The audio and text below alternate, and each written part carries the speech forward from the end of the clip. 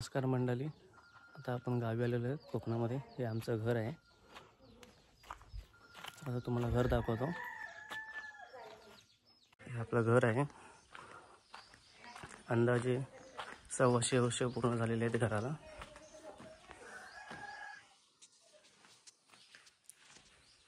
हे पूर्वीची तोड आहेत.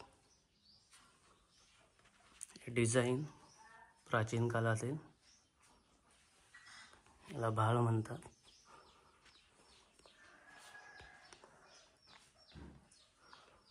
हे पहिल्या काळातील डिझाईन दरवाजाची. हे बघा,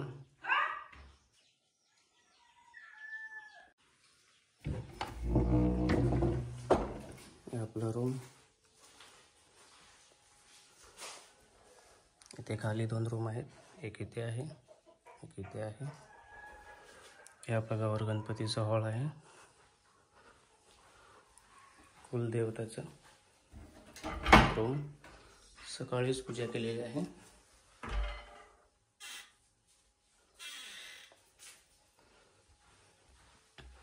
आता आपण गुप्त दरवाजामध्ये जाणार, माडीवरती.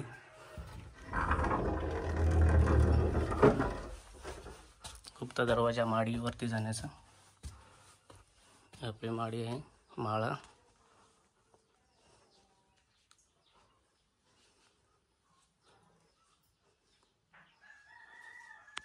हे बघता येते भाताचा कणगा आहे.